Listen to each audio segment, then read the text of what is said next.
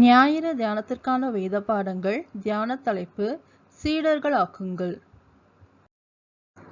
பழைய ஏற்பாட்டு பகுதியாக 1 ராஜாக்கள் 19ஆம் அதிகாரம் வசனங்கள் 11 முதல் 21 முடிய. 1 ராஜாக்கள் 19 வசனங்கள் 11 முதல் 21 முடிய. அப்பொழுது அவர் வெளியே வந்து, கர்த்தருக்கு முன்பாக பர்வதத்தில் நில் என்றார்.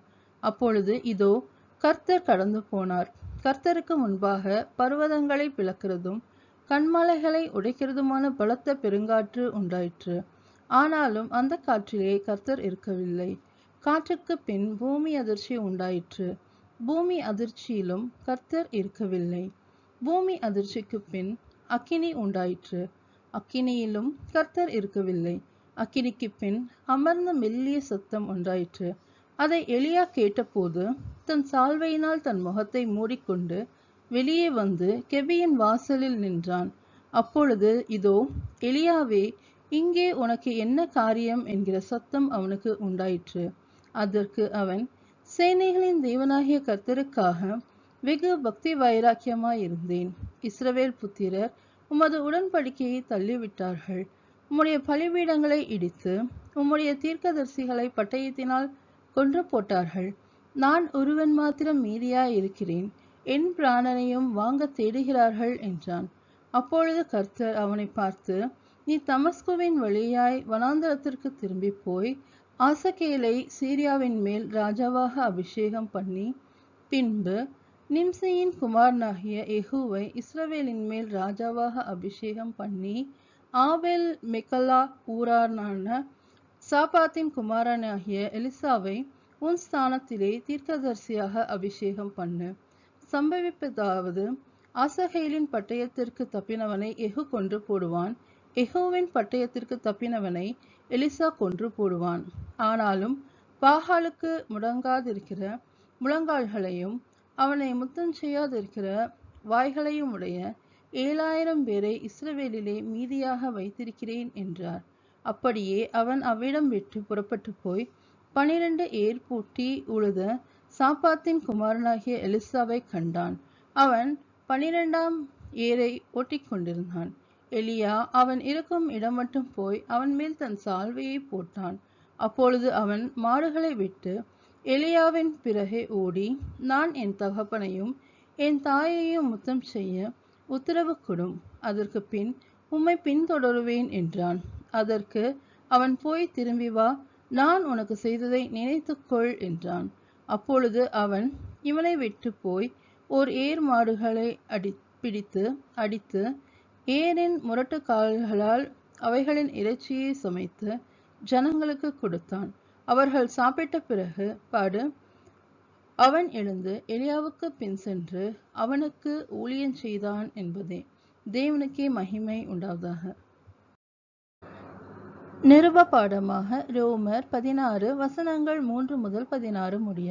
ரோமர் 16 வசனங்கள் 3 முதல் 16 முடிய.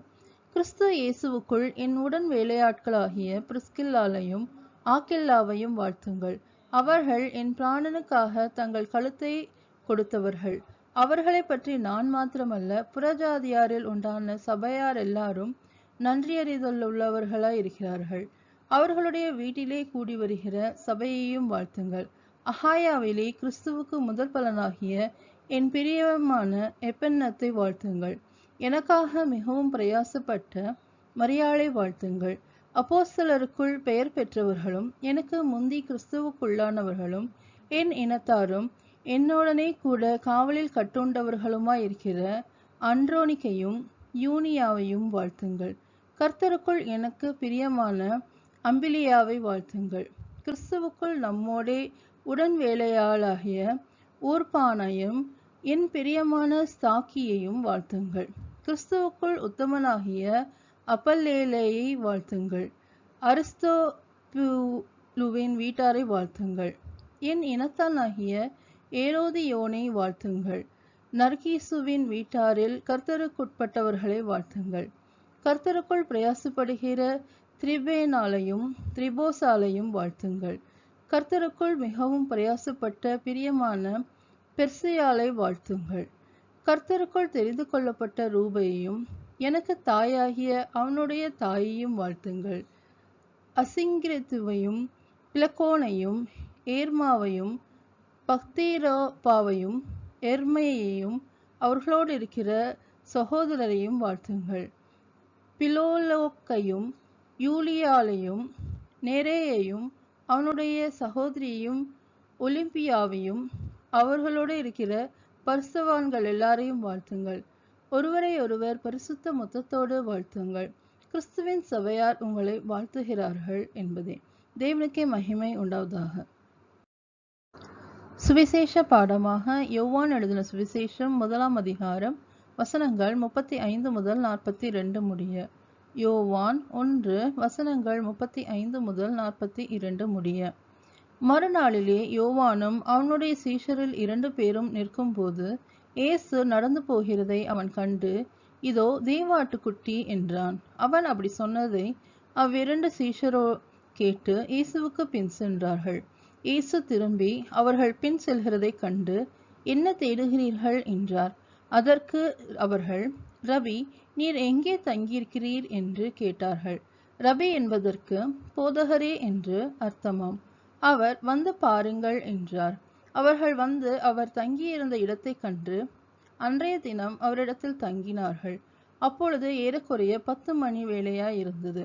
யோவான் சொன்னதை கேட்டு அவருக்கு பின் சென்ற 2 பேரில் ஒருவன் சீமோன் பேதுருவின் சகோதரனாகிய அந்திரேயா என்பவன். அவன் முதலாவது தன் சகோதரனாகிய சீமோனை கண்டு, மேசியாவை கண்டோம் என்று சொன்னான். மேசியா என்பதற்கு கிறிஸ்து என்று அர்த்தமாம். பின்பு அவனை இயேசுவினிடத்தில் கூட்டிக் கொண்டு வந்தான். இயேசு அவனை பார்த்து, நீ யோனாவின் மகனாகிய சீமோன், நீ கேபா எனப்படுவாய் என்றார். கேபா என்பதற்கு பேதுரு என்று அர்த்தமாம் என்பதே. தேவனுக்கே மகிமை உண்டாவதாக. ஞாயிறு தியானத்திற்கான சங்கீதமாக சங்கீதம் 34 வசனங்கள் 11 முதல் 22 முடிய. சங்கீதம் 34 வசனங்கள் 11 முதல் 22 முடிய. பிள்ளைகளே, வந்து எனக்கு செவி கொடுங்கள். கர்த்தருக்கு பயப்படுதலை உங்களுக்கு போதிப்பேன். நன்மையை காணும்படி ஜீவனை விரும்பி நீடித்த நாட்களை அபேட்சிக்கிற மனுஷன் யார்? உன் நாவை பொல்லாப்புக்கும் உன் உதடுகளை கபட்டு வசனிப்புக்கும் விலக்கி காத்துக்கொள். தீமையை விட்டு விலகி நன்மை செய்.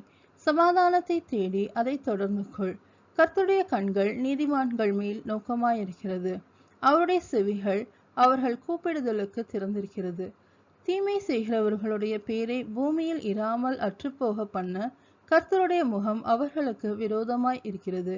நீதிமான்கள் கூப்பிடும்போது கர்த்தர் கேட்டு அவர்களை அவர்களுடைய எல்லா உபத்திரவங்களுக்கும் நீங்களாக்கி விடுகிறார். நொறுங்குண்ட இருதயமுள்ளவர்களுக்கு கர்த்தர் சமீபமாய் இருக்கிறார். நறுங்குண்ட ஆவியுள்ளவர்களை ரட்சிக்கிறார். நீதிமானுக்கு வரும் துன்பங்கள் அநேகமாயிருக்கும். கர்த்தர் அவைகள் எல்லாவற்றிலும் நின்று அவனை விடுவிப்பார். அவனுடைய எலும்புகளை எல்லாம் காப்பாற்றுகிறார். அவைகளில் ஒன்றும் முறிக்கப்படுவதில்லை. தீமை துன்மார்க்கனை கொல்லும். நீதிமானை பகைக்கிறவர்கள் குற்றவாளிகளாவார்கள். கர்த்தர் தமது ஊழியக்காரரின் ஆத்துமாவை மீட்டுக் கொள்ளுகிறார். அவரை நம்புகிற ஒருவன் மேலும் குற்றம் சுமராது என்பதே. தேவனுக்கே மகிமை உண்டாவதாக.